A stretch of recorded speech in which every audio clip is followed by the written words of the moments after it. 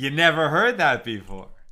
It's a new nigun from Baruch Chait that he played for us on the other night. I guess it was Monday night at this local kumsitz. Baruch Chait, who wrote Kol Haolam Kulo and all these other famous songs. He was part of Rabbi's Sons. This yeshiva band in the 60s that rose to some prominence. But this is a new nigun, and he played it for us. I mean, Baruch is in his 70s, might be 80, and he's playing for that. And he just, in the middle of playing it for us, he just stood up and started singing it while playing the guitar. And of course, we all stood up with him. And I have no memory for melodies. I can't summon them to memory to sing them when I want to sing them. I can't do that. But this melody that we were just singing, I don't even know what it's called. It's the new nigun from Baruch Chait. I think he said that the words were from Yakum Purkan in the siddur, but so beautiful. And I'll play it again tomorrow because the recording is longer. We could do another part of it tomorrow, but just the new nigun from Baruch Chait. Hello, everybody. How are you? It's great to be with you. Let's light up the darkness. We're starting a new tractate. We're starting a new seder of tractates. A lot of excitement, a lot of good stuff today. Who is with us as we gather for some beautiful learning in a new tractate on a Wednesday? Yehuda in South Carolina, Stephen in New Hampshire, Shandora in the Bronx, Nancy, North Carolina, John in Maine, Melissa in Great Neck, Ann in Merced, Paula in the Great Northwest, James in Annapolis, Timothy in Central Arizona, Bella in Florida, Hannah in New York, Francesca says shalom, PK in Colorado, Francesca is in Seattle, Karen in Northern California, Michael in Anderson, Indiana, Renee in Indiana, Tom in PA, Gloria in Dallas, Bill in mid-Missouri, David in South Bend, Lucy in Minnesota, Miriam's in Colorado, Mark is in Columbia, Maryland, Debbie is in New Jersey. Tom, just to let everyone know, tomorrow I'm going on vacation through March 21st.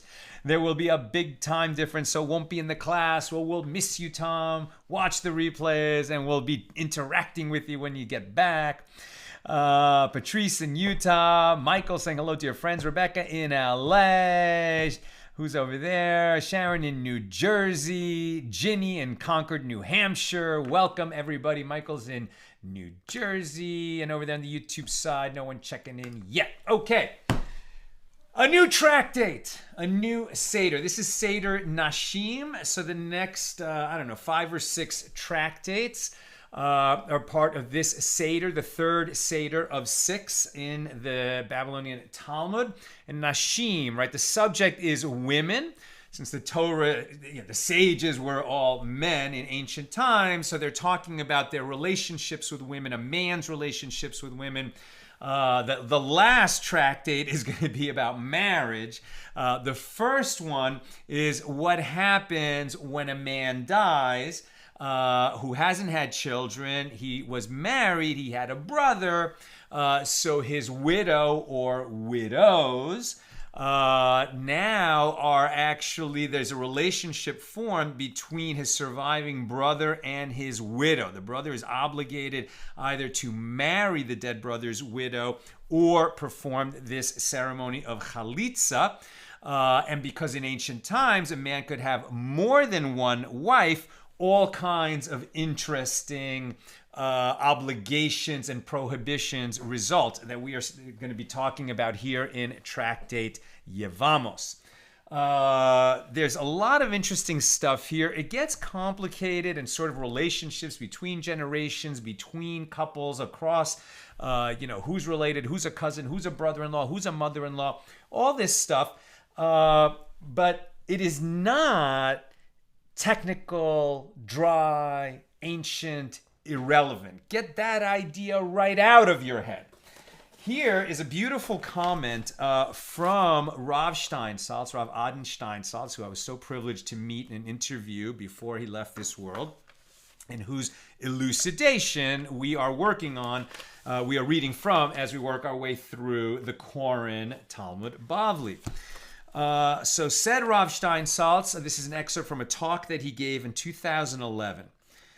Once upon a time, under pressure of censorship, printers would inscribe in the fly leaves of volumes of the Talmud whatever may be written herein about Gentiles does not refer to the Gentiles of today, but to Gentiles of times past. Right? They would say that because sometimes the sages would be quite disparaging about the idolaters who lived outside of Israel or outside the Jewish community in Babylonia thousands of years ago.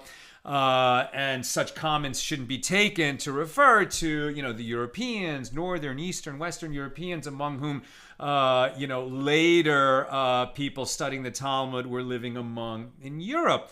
And lest the Jews become endangered, their lives in danger because of such comments, they put this qualifier at the beginning of the Talmud. Oh, we're not talking about Gentiles of today. We're talking about Gentiles from thousands of years ago. Today, says Rav Steinsaltz, the fly leaves of our books bear a similar inscription, albeit an invisible one. Whatever may be written herein about Jews does not refer to the Jews of today, but to Jews who lived in other times. So we are able to sit down and study Torah, Talmud, books of ethics, or books of faith without considering their relevance to our lives, like it's an academic exercise. Whatever is written there does not apply to us or to our generation, but only to other people, other times. It's as if there was an inscription like that at the front of these books. Says Rav Steinsaltz, we must expunge from those invisible prologues the notion that the words are written about someone else, about others, about anyone but us. Whether the book is a volume of Torah, a tractate of the Talmud, or a tract of faith, the opposite must be inscribed. It should say, whatever is written herein refers only to me, is written for me, and it obligates me. First and foremost, the content is addressed to me. Everyone should be saying that.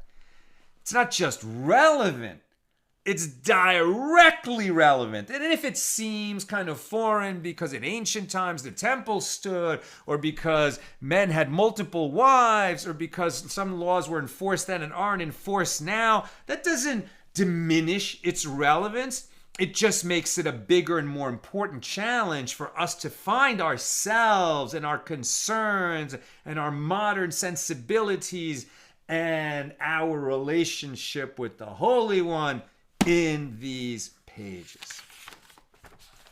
Fitting place to start.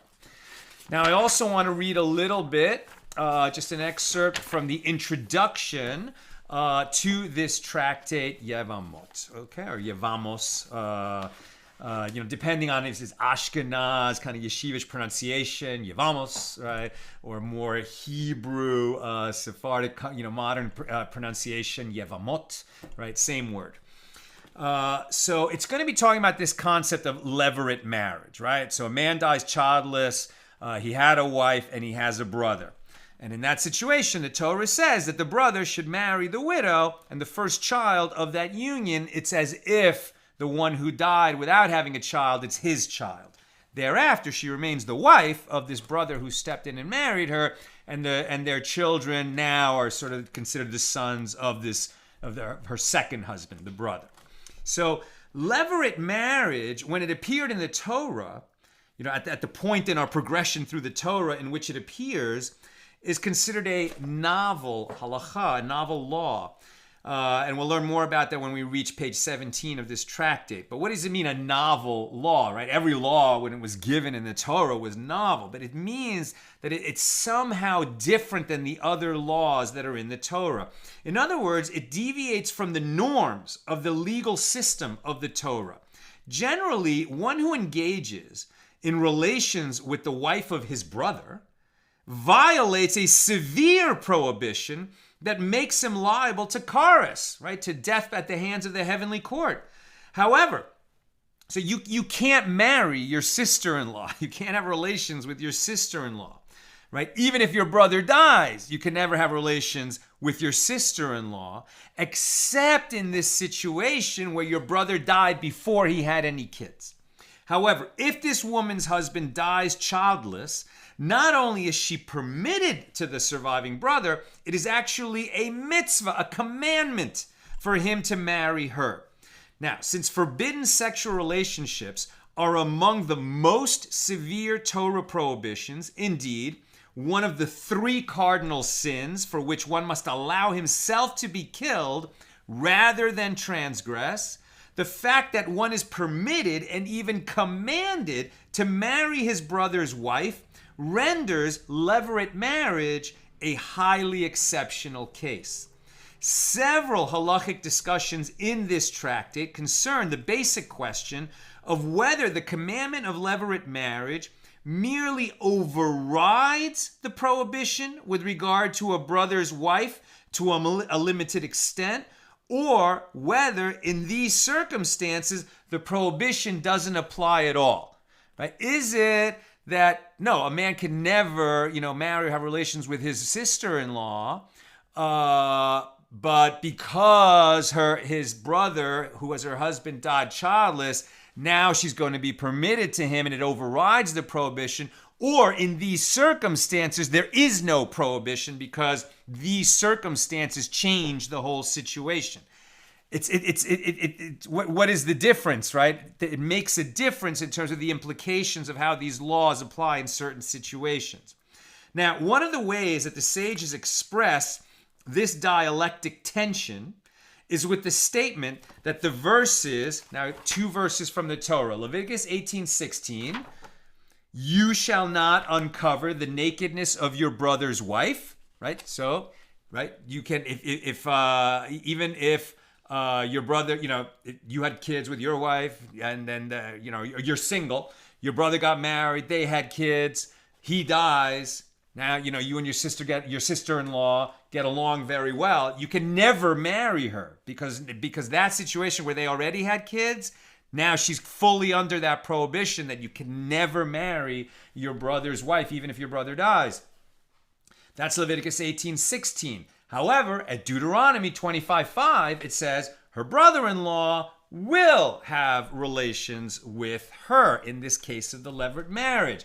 And these 2 verses, which seem completely contradictory, were pronounced together. They were given together. They were meant to function together because of this circumstance. Now, according to this line of reasoning, it is incorrect to say that a forbidden sexual relationship is permitted in the case of levirate marriage. In fact, the opposite is the case. The mitzvah of levirate marriage applies only when no prohibition is in effect.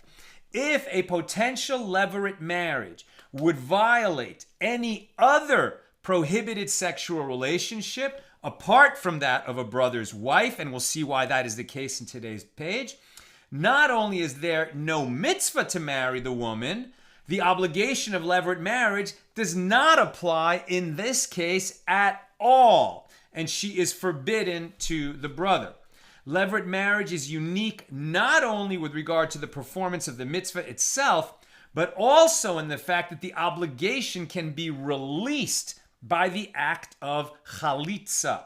Typically, the Torah imposes either an absolute obligation, like all Jews shall say the Shema, or an obligation that applies to certain people who are qualified, right? So a man has to put on tefillin every day that's not Shabbos or a holiday. Women are not obligated in that mitzvah, but a man is, and he's absolutely obligated, and he can't say, well, you know what, I choose not to be obligated in tefillin. No, you are obligated in tefillin. It's an absolute obligation.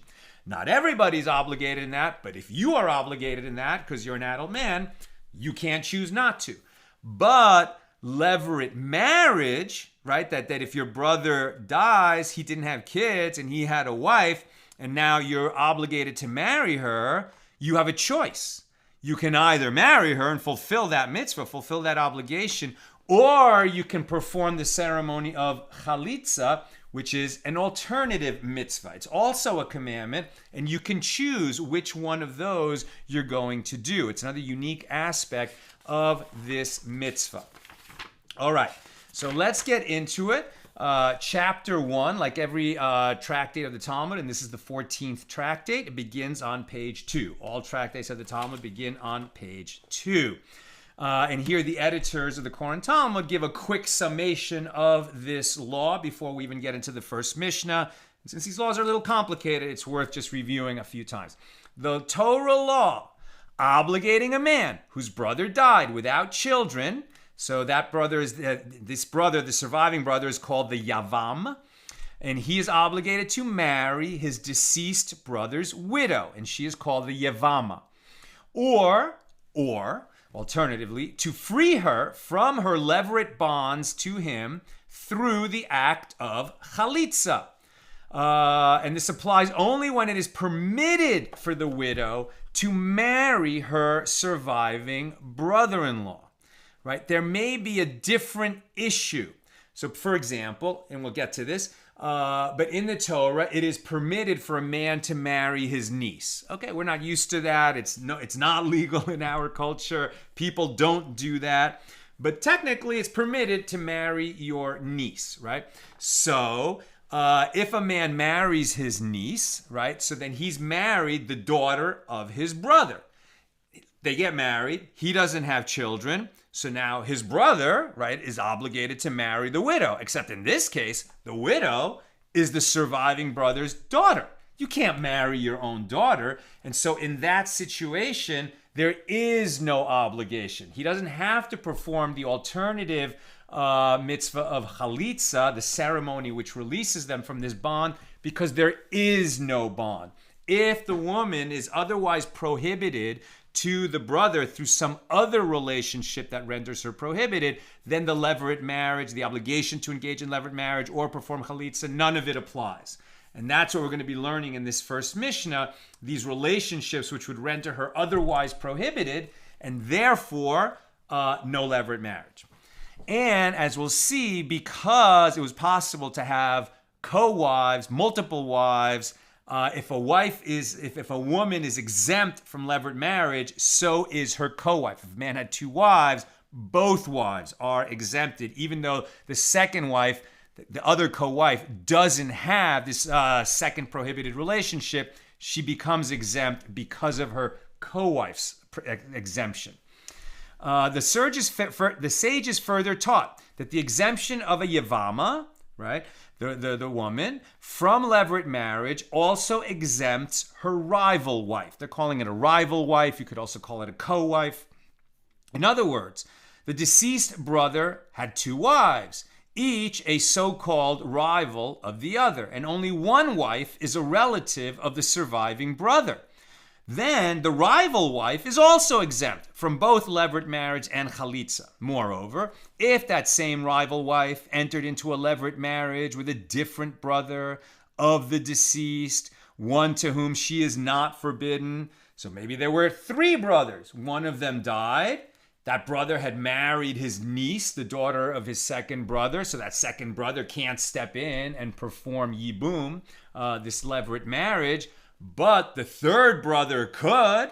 But then that third brother, who was the widow's second husband, he dies. So she's widowed twice. There was a co-wife the first time. There's another co-wife in that second marriage.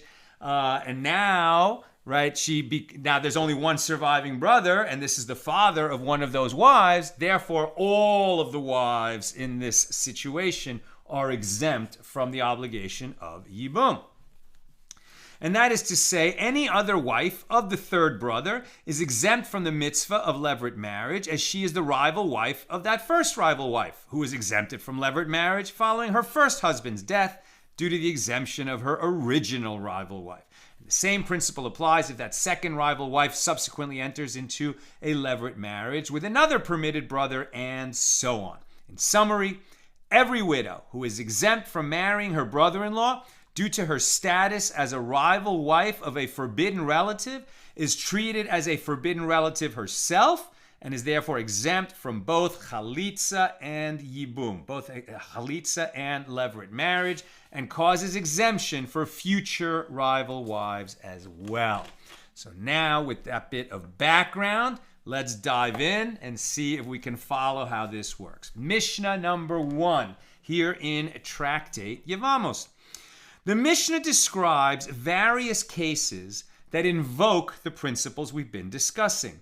15 categories of women constitute familial relations that are forbidden as incestuous, and consequently, these women cannot marry the brother-in-law after their husband dies. They can't marry their brother-in-law.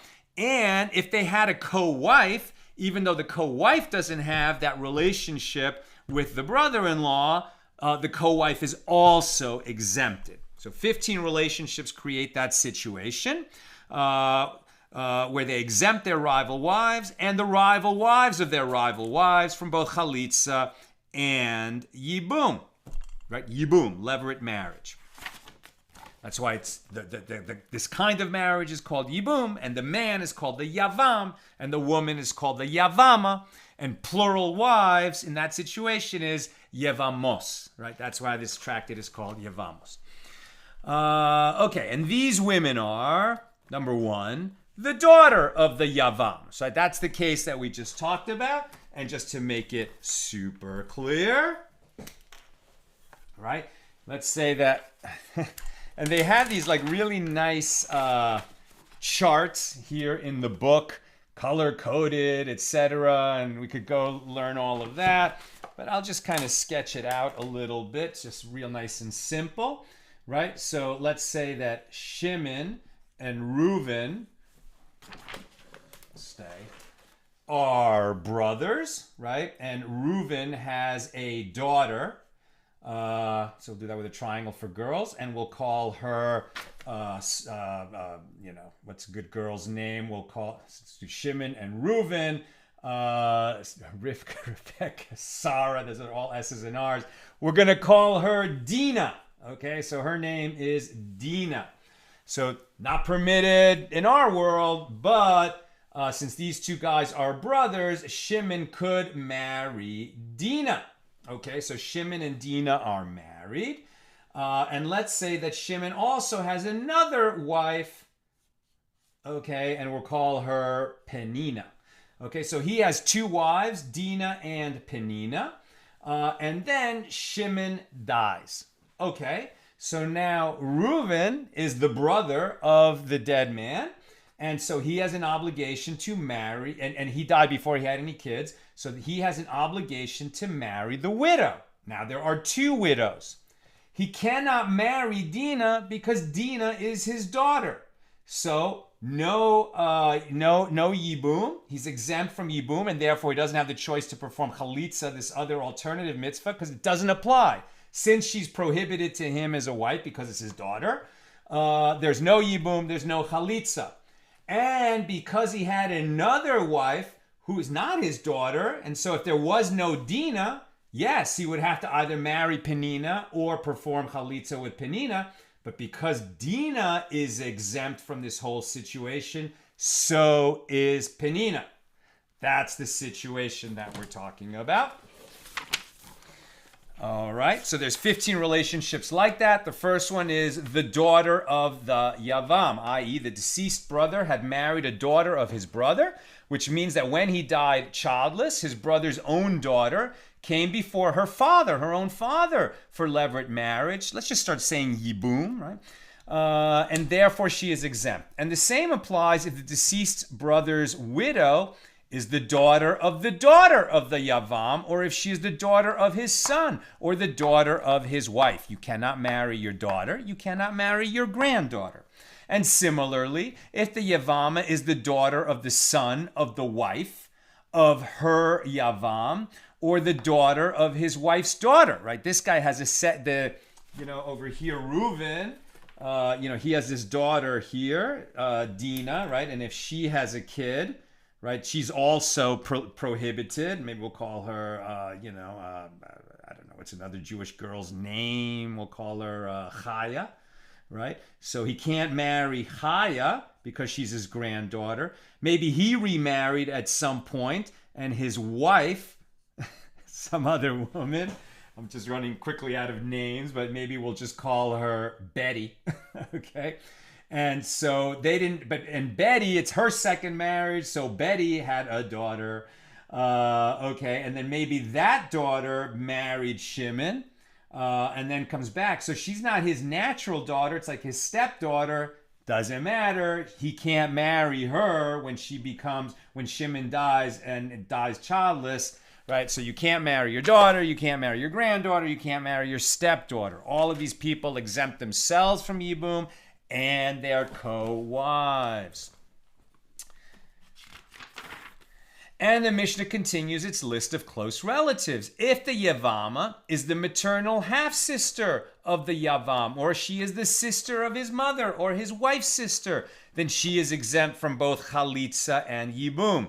Or if she was the wife of his maternal half-brother, and after his brother died or divorced his wife, she married another of his father's brothers who is not her relative, and this brother died, she is exempt. In this case, the obligation to enter into yibum should be incurred by the surviving brother, but since she was previously the wife of his maternal brother, she is exempt. Again, there's all kinds of situations that could produce a situation where your brother married a woman who is somehow related to you, either because she's your daughter or granddaughter, or your mother-in-law, or was related to you through marriage while you had a spouse that is no longer alive. In any case, she's somehow related to you, and therefore she cannot become your wife, and therefore yibum and chalitzah don't apply. And the same applies to the wife of a brother with whom he did not coexist. This is interesting, right? So let's say, and this happens,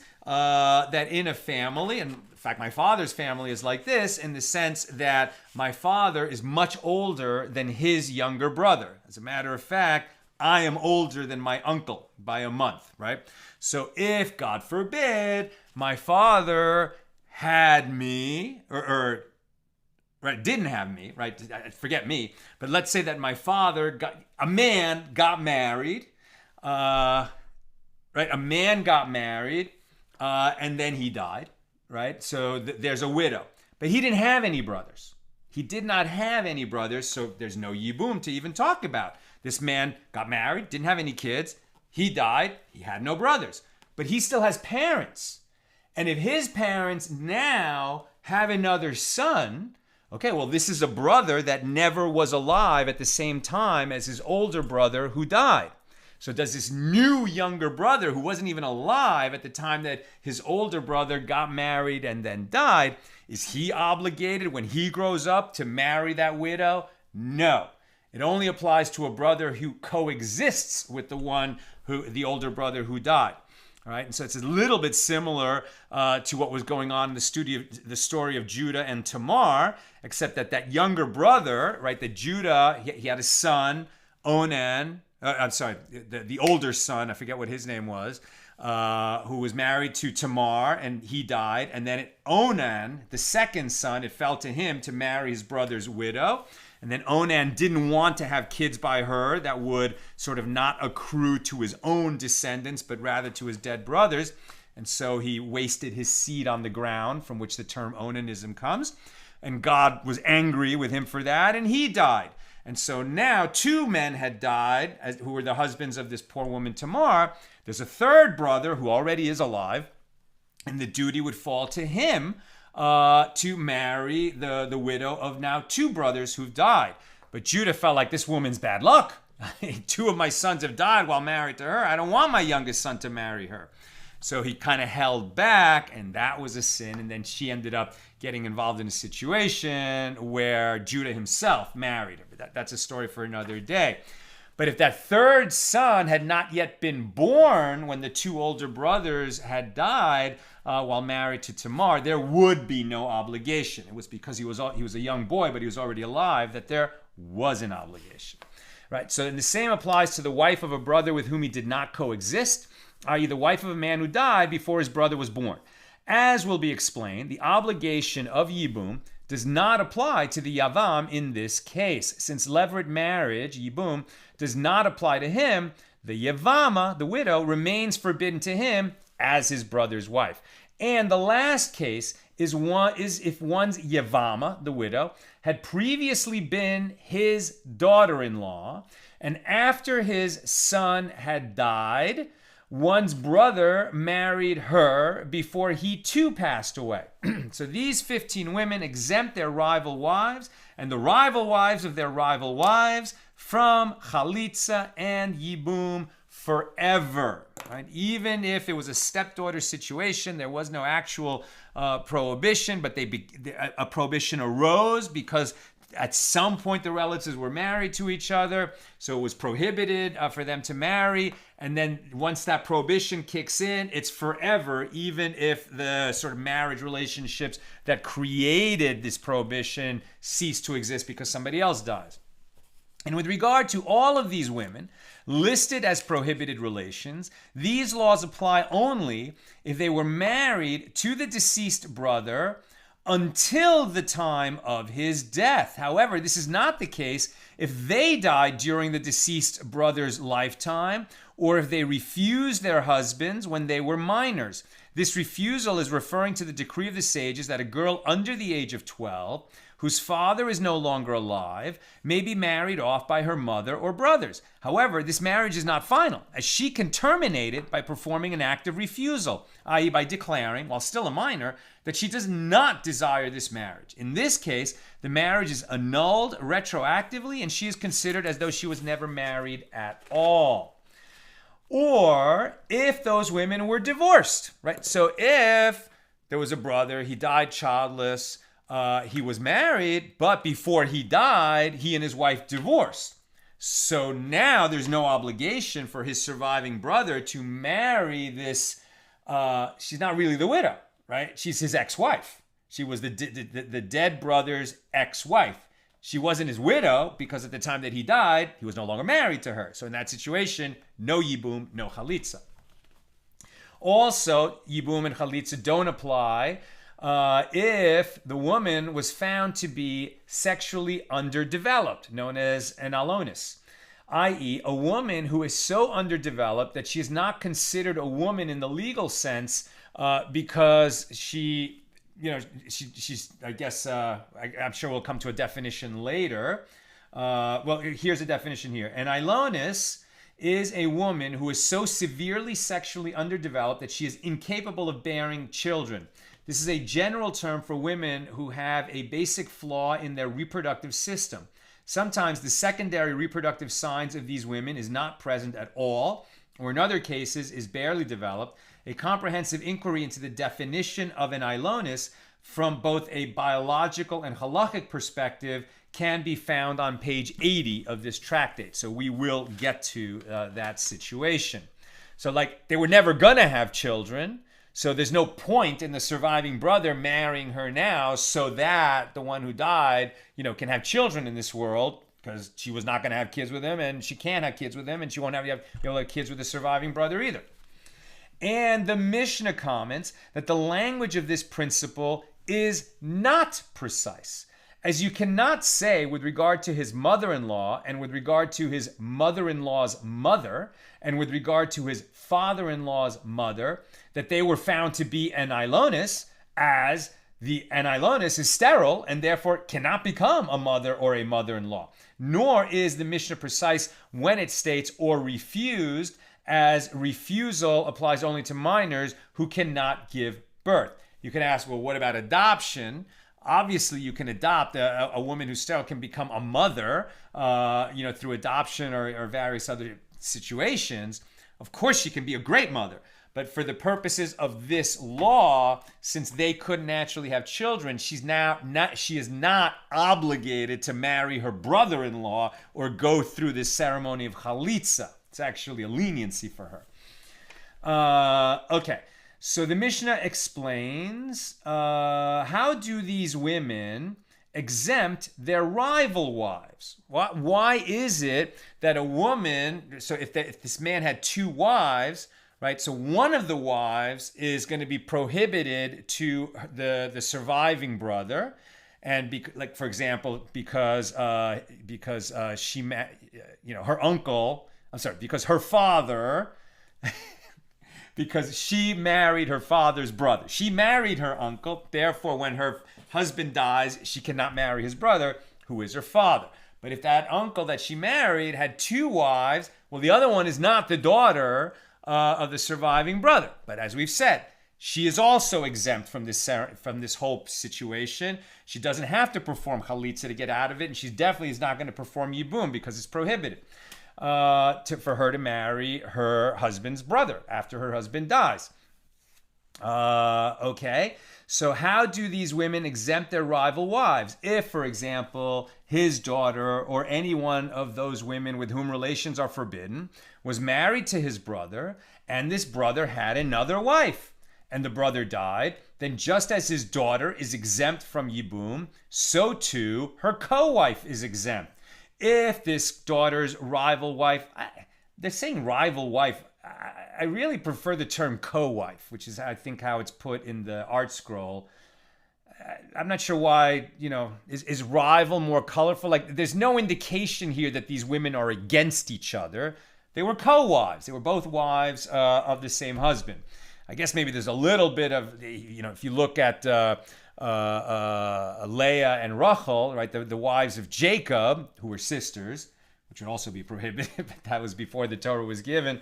The fact is, they sort of became rivals, even though there was a lot of love between them. It became problems for them that they had one husband to share between them. But it doesn't have to go that way. I really prefer the term co-wife. Okay, so if his daughter's co-wife subsequently went and married his second brother, to whom she is permitted, and the second brother had another wife, and then he died childless as well, so now there's three wives who are sort of traveling together as co-wives. There were the two wives of the first husband. He died, then his brother stepped in and married them, and he already had a wife, right? So now this man has three wives.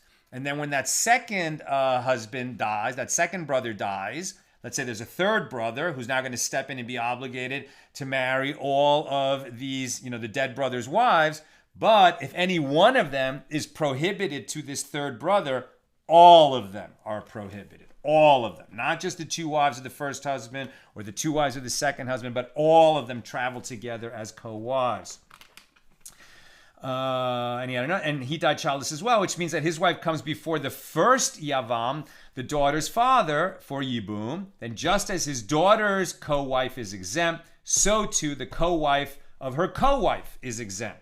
And the Mishnah adds, even if they are 100 brothers, the same logic applies. If a woman is exempt from yibum because she is the co-wife of a forbidden relative or the co-wife of this kind, and she herself has an additional co-wife, this co-wife is also exempt and in turn exempts her own co-wives from yibum. How so? What are the cases in which if they died, their co-wives are permitted? If, for example, one's daughter or any one of those women with whom relations are forbidden was married to his brother, and this brother had another wife, and then his daughter died or was divorced, and afterward his brother died, so then the co-wife is permitted to him. How are we doing on time? Not bad. All right, so let's see if we can trace that one so that we feel like we're keeping this straight. All right, let's see if we can do this. How so? What are the cases in which if they died and the co-wives would become permitted, right? This whole Mishna has been about the wife is prohibited and the co-wife is exempted also. And then the co-wife is exempted because her co-wife is prohibited. So what is this different case? Okay, how so? If, for example, one's daughter, all right? So Reuven has a daughter, okay, Chaya. If, for example, one's daughter or any one of those women with whom relations are forbidden was married to his brother, right? So he has a brother, Shimon. You can see this, right? Shimon, right? So these two guys are brothers, Reuven and Shimon. This guy has a daughter, Chaya, okay? And, this is a daughter. So daughter, dotted line. She marries Shimon, right? So she married her uncle. And then what happened? And then he had a second wife, okay, Dinah. He had two wives. This one has nothing to do with the family previously, but he married Chaya and Dinah, and now he's going to die, right? Are married to his brother, and this brother had another wife, and then his daughter died or was divorced, and afterward his brother died. So that's what happened. Okay, so what happened is before Shimon dies, Shimon's got these two wives, but Chaya dies.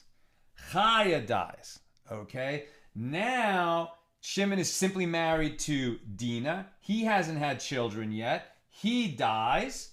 Okay, so now Reuven has an obligation to marry Dinah.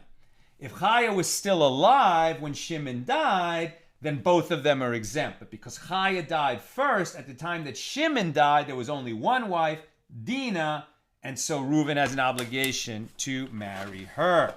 And the Mishnah states another principle, and if any of these forbidden relatives was a minor who could refuse her husband, then even if she did not refuse, her rival wife performs chalitzah and does not enter into yibum. The rival wife may not enter into yibum as she is the co-wife of a forbidden relative. However, she is not entirely exempt from yibum and must be released by chalitzah because the marriage of the forbidden relative was not a fully valid marriage because it was just, the mother or the brothers of this young girl, less than 12 years old, married her to this guy. It's really like a betrothal, like you will marry her when she's old enough to be married, like when she's an adult. But because there's a betrothal, she's no longer permitted to anyone else in the world. And so it's kind of married, but not completely.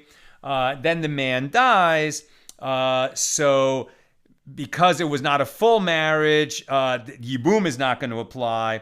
But because there was somewhat of an obligation of marriage, they're going to have to perform chalitzah, right? The brother can step in. He can't marry this widow, but he can perform chalitzah with her, and so that's what they do. Okay, we're going to leave it there. That's a good introduction. That completes the first Mishnah here in Tractate Yevamos. It occupied most of the first page. And tomorrow we'll pick it up with the Gemara on this Mishnah number 1 here in chapter 1. And I saw somebody put in the comments, I'm my own grandpa. It sounds funny, I know, but it really is so. I'm my own grandpa. And it's a little bit like that. I mean, there's a lot of these relationships, and just keeping them straight is going to require thinking it through and a little bit, imagining how family structures worked in ancient times. But if we listen to what Rav Steinsaltz said, right, I read to you that excerpt from a speech that they published at the beginning of this tractate. How does this speak to me? Because every law, every teaching of the Talmud is relevant to our times. And if we don't see that relevance, if it's not obvious, it's our job to dig in. Not, I guess it's just irrelevant to me, right? So if I'm just thinking aloud now, I didn't prepare to answer this question. But if we think about, what spiritually are we to learn from this? I mean, I think some of the lessons here that I would think are really relevant. And by the way, we don't do this anymore, right? We don't do this anymore because you can no longer have two wives. Right, so the yibum obligation presupposes, I mean, it could be that the surviving brother is single, but we're not going to force him to marry, his who was his sister-in-law, because then she's his wife and he has no other choices. But back then, when you could have multiple wives, you not only could exempt co-wives, but you could, have your brother's widow join your family as a co-wife to, your first wife.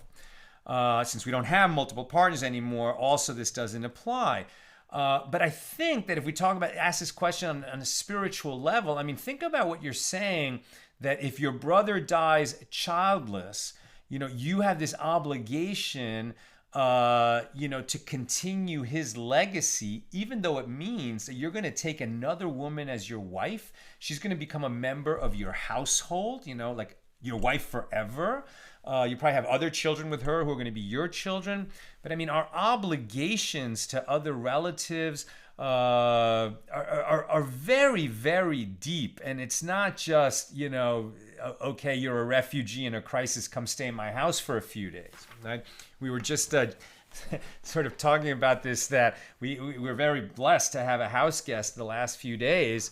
A young man whose parents are Chabad rabbi and rebbitzin in Eastern Europe. We'll just leave it at that. And, so he stayed by us. We know his brother who lives in LA. He was visiting LA. He stayed by us for 4 days. And, we didn't know. We didn't know him before he came to stay in our house for 4 days. But we were very, blessed to be able to open our home to him. And at one point we were thinking like, wow, we just took a stranger in for 4 days. We're glad he's such a nice kid. But then we heard from him that his parents, right, Chabad rabbi and rebbitzin, like I said, in a city in Eastern Europe, they just took in 15 Ukrainian Jewish refugees indefinitely. Because that's what we do, right? We're not just a people, we're a tribe, we're an extended family, as it were. And, when another Jew is in need, you help out if you possibly can, And so really, maybe a spiritual teaching of this tract that we're going to explore over and over again is just how far you go for the sake of family and, fellow tribe members, as it were. All right, let's see if there's some questions.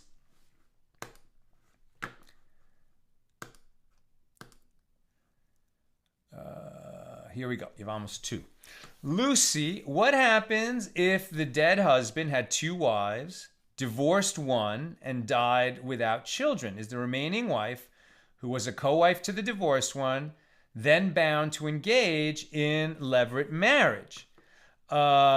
Yes, right? I think you must have asked that before we got to the end, because as we see, if she died or divorced, and she's the one that prohibited, right? Like, if she died before he died, or they were divorced before he died, it's only she, because she's Reuven's daughter, that prohibits herself and any co-wives from marrying Reuven. But if that marriage ended, right, before Shimon died, because she died or they were divorced, then Dinah and Reuven are obligated to marry, right, and have kids in Shimon's name, the first kid in Shimon's name, or they perform chalitzah. And this Torah spells out this ceremony that releases them from each other.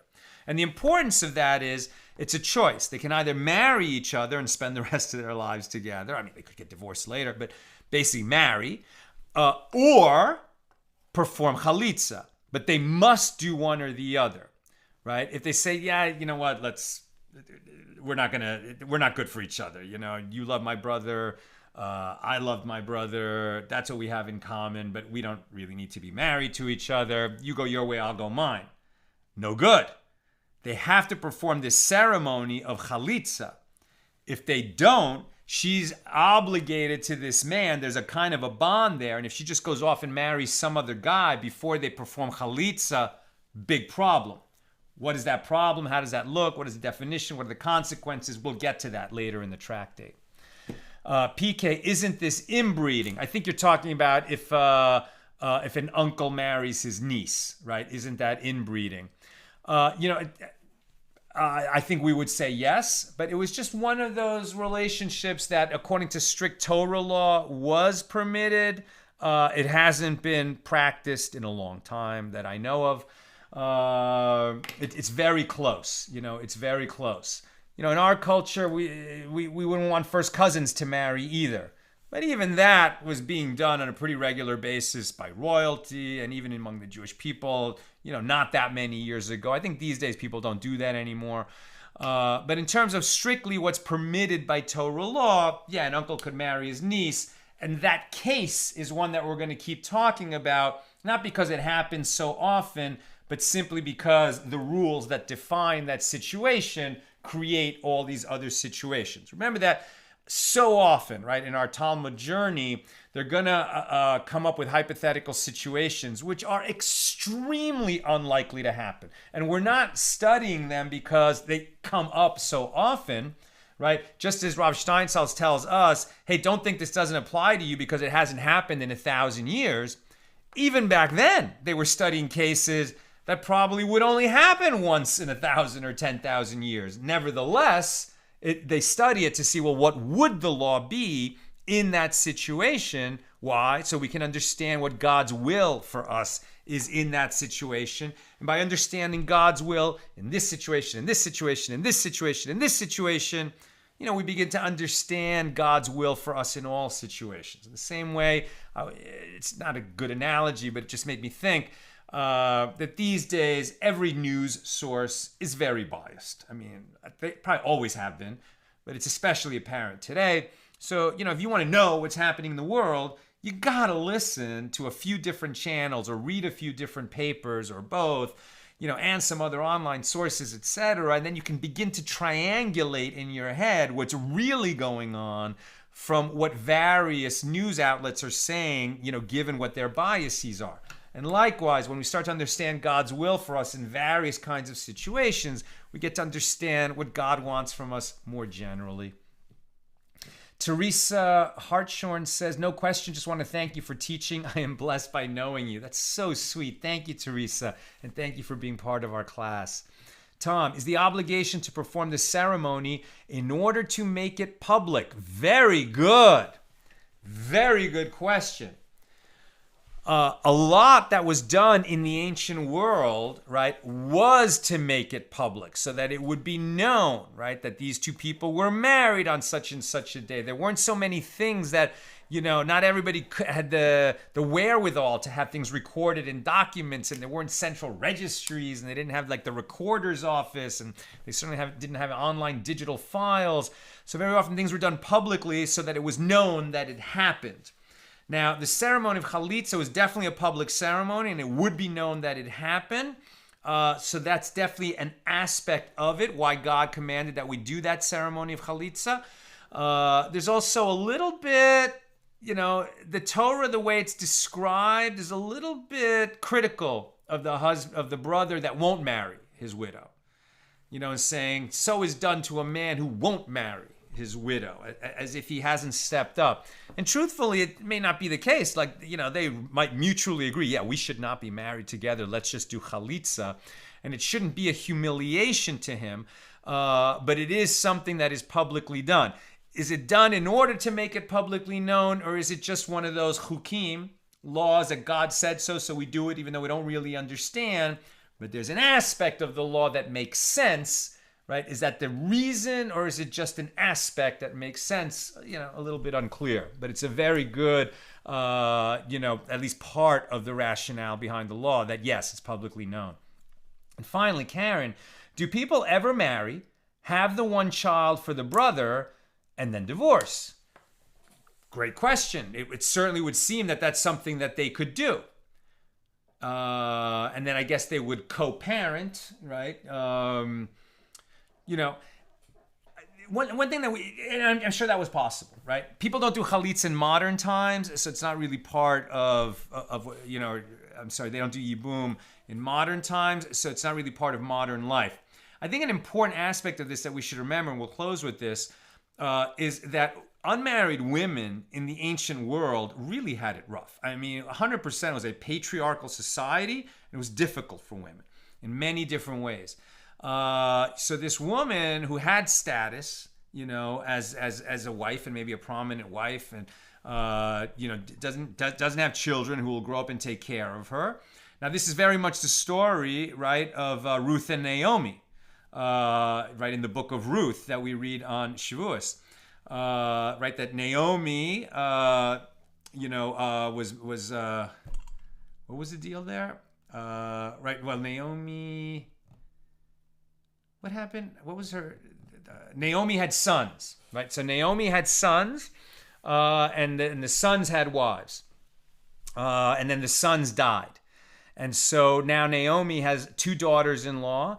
Naomi has like no status, in Moab. And so she and her daughters-in-law, so Naomi's Jewish, her daughter-in-law Ruth is a Moabite. There was another daughter-in-law, Orpah, who says, I'm just going to stay in Moab. But Ruth says, where you go, I will go, and they go back to Israel, right? And so this poor Ruth, whose husband died before they had children together, is there a brother? There is no surviving brother, but the kinsman, right, Boaz, will step in and perform this yibum with Ruth eventually by the end of the story. But this idea that poor Naomi had no status, that they were poor, that Ruth was, just going in and gathering but from the kindness of Boaz's heart, that after his people harvest the field, she can come in and take the gleanings that come after. I mean, they were really impoverished and in difficult straits. So the idea that this brother would step in and marry his brother's widow, really saves her from being in a very vulnerable position in the ancient world, much more so than today. Okay, so that's what we've got for today. It's a great start to this new Seder, Nashim, right? So many tractates in a row now that we'll do. I think 6 tractates about the legal relationships between men and women. And we start with these laws of the Yavam and the Yevama, and plural Yevamos, since there could be co-wives. Look forward to seeing you tomorrow night, the regular time, 6 p.m. Pacific.